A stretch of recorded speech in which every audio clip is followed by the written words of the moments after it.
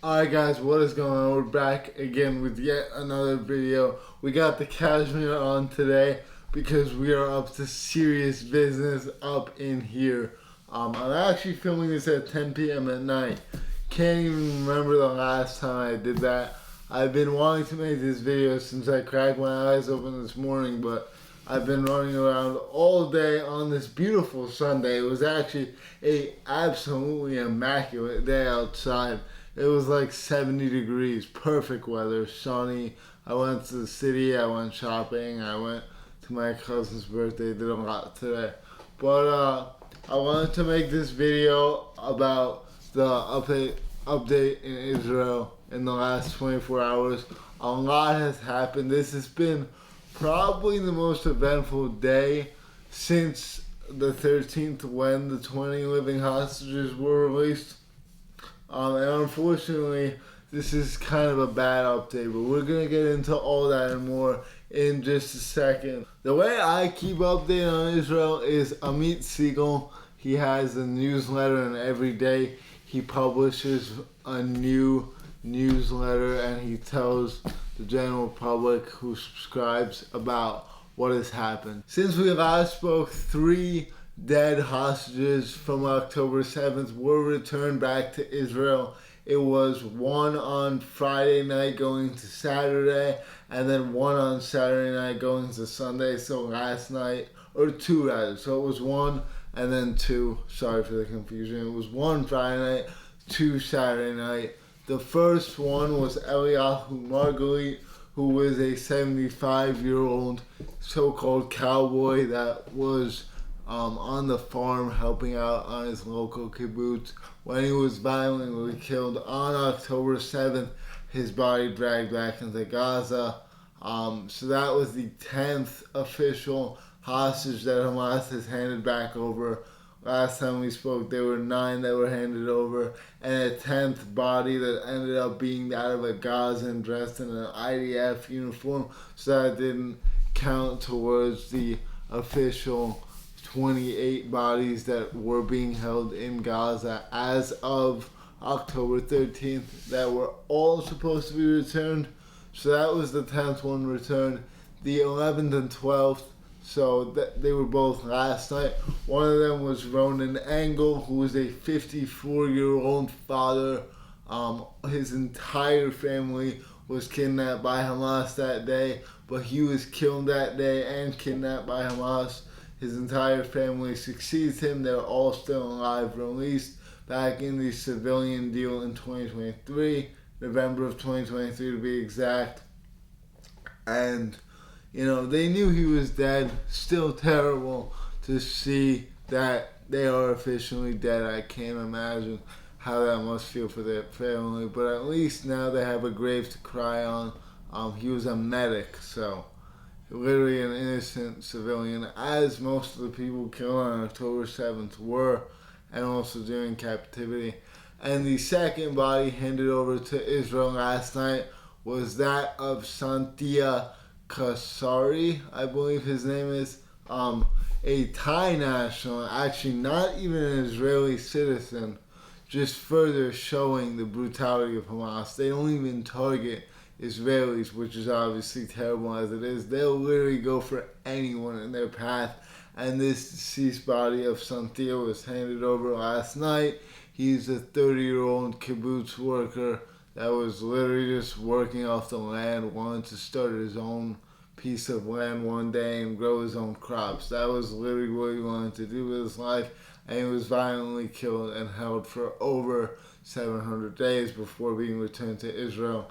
Now, 16 hostages remain captive as dead bodies in Gaza. It's unclear if they will be released. You really never know with Hamas.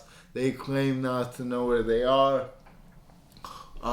The number of hostages that are dead that are unknown where they are is believed to be more along the lines of 8 or 9, not 16. So that leaves like 7 or 8 still to be released. And it's unclear why Hamas is stalling that process, possibly to do further negotiations in the future. But the more pressing thing is that there actually have been some operational attacks by Hamas on IDF soldiers that are stationed in Gaza. So if you guys don't know, the IDF is still occupying most of Gaza. Now, I think it is technically most. I think it's 53%. So Trump and Netanyahu were able to get the 20 living hostages released while still occupying a large part of Gaza, which was a red line for them. And there is now a yellow line in Rafah that literally, if you cross that line, you are now a threat to the IDF because of their occupation of Gaza. And a van drove over the yellow line, and a warning shot was fired, but they continued proceeding anyway. And unfortunately, they ended up getting shot by the IDF. And shortly after that, Hamas launched anti-tank missiles into the part of Gaza where the IDF was stationed. And 2 IDF soldiers were tragically killed on impact. Their names were Itai Yavitz and Yanev Kula. So, absolutely tragic. 2 soldiers killed after everything was supposed to be said and done.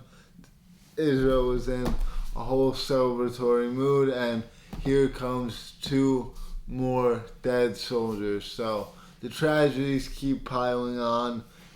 Israel did say, though, that they are going to continue the ceasefire as expected. The unfortunate thing about the situation is that there is now so much international and U.S. specific pressure on Israel to maintain their side of the ceasefire that Hamas will probably continue getting away with some small stuff here and there, at least for a while, at least to the end of this month. That's my prediction, but we will see what happens. Will Trump be able to seal the deal? I think not. I know Trump's a genius leader, but I don't think he'll be able to get Hamas to disarm.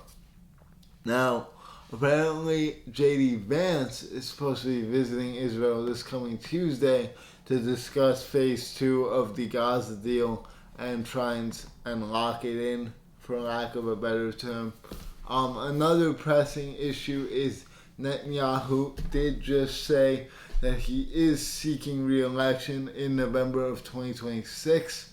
So, that's kind of not much of a surprise. Netanyahu at this point has been in power for so long. He's basically just going to try and maintain his power until the end of time, which is a little bit crazy. I mean, I don't think any leader, regardless of how good they are, should be in power indefinitely. That is not much of a democracy. It actually comes at an interesting time because the plan to dismantle the current Knesset is now off the table. The ultra-Orthodox religious Jews in Israel that are a part of the governmental structure are now extremely unlikely to oppose Netanyahu, whereas 2 weeks ago they probably would have, because of the success that he had with bringing the 20 living hostages back. Obviously a huge moment for his campaign as well as Israel as a whole. So Netanyahu now somehow has a shot at getting re-elected in 2026, and he even seeks to push the election back. It's unclear how long he wants to push it back, but he wants to push it back, and he might be able to on the grounds of continuing normalization between Arab countries and Israel, in which him and Trump would be at the forefront of. It would be unlikely that the Israeli Knesset would want to switch their leadership structure at a point where major peace breakthroughs might be on the cusp or on the verge. So this is going to be a very interesting time for Israeli politics. We're going to have to see what goes on. The IDF has already said they are steadfast in their desire to maintain that ceasefire agreement put in place by Trump, phase 1, that basically they're not to shoot at one another, which has already been broken multiple times by Hamas, And unfortunately, it does look like the van that was shot by the IDF did contain civilians. So that's always a tragedy when genuinely innocent civilians are killed. But of course, it's very hard to tell. And most civilians in Gaza do support Hamas as their elected government and do wish death upon the Jews and the Israeli people. So that is basically it for my update today. Not a very long update, but I do believe a very important one. If you guys are liking these videos, make sure to let me know. And yeah, that's pretty much all I got for you today. Have a great rest of your night, and I'll talk to you soon. Adios.